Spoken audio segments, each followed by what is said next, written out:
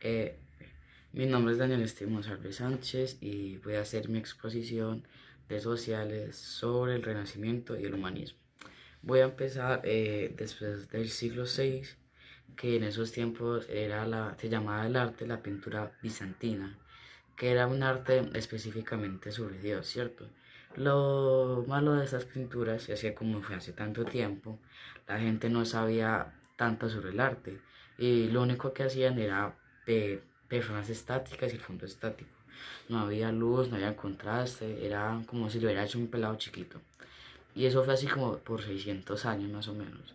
Ya después, por ahí en 1300, fue que surgió la pintura gótica, que fue que la gente se empezó como a inspirar más en la pintura porque uno no ve las cosas planas, sino que uno ve las cosas con perspectiva, con fondo y así, y con color, y con luz y esas cosas.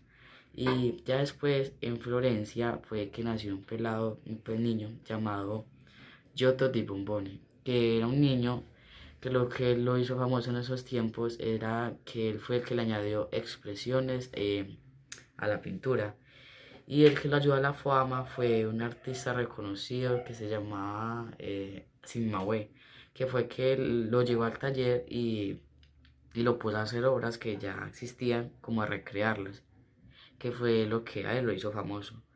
Ya después, fue 13 años más o menos después de que Giotto muriera, fue que cambió la mentalidad medieval, ya que fue que llegaron una de las pestes más catastróficas de esa era, que fue la peste negra. Esa fue una era que murió demasiada gente, fue una peste muy mala, como el COVID, pero fue peor.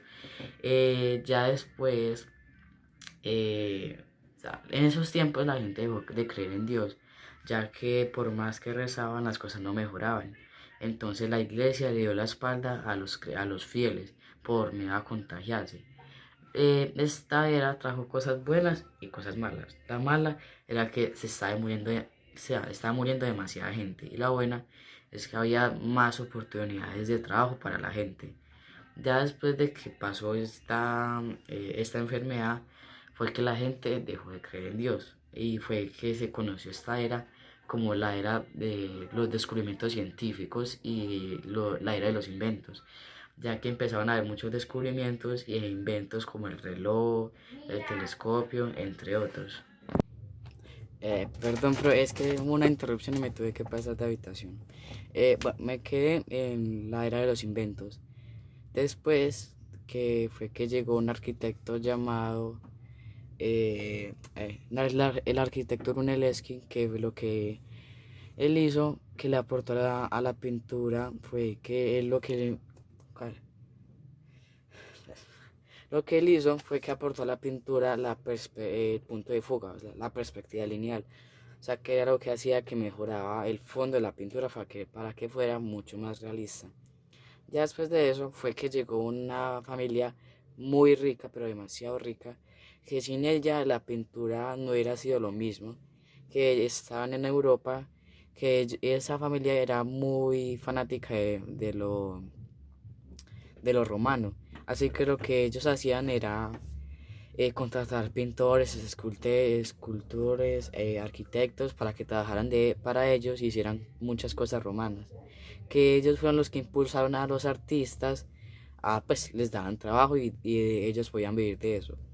Pero ya después fue que nació Leonardo da Vinci, que lo que él lo hizo famoso fue porque él no solo era pintor, era escultor, arquitecto, científico, entre muchas más cosas. En esos tiempos habían varios conflictos, que era que Francia quería conquistar Islam, la verdad no me acuerdo.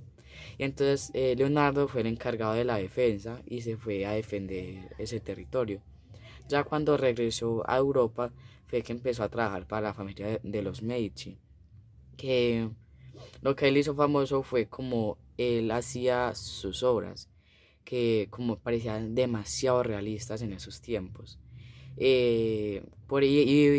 Hubieron obras que él no las devolvió porque quedaron demasiado realistas y demasiado bien hechas, un excelente trabajo.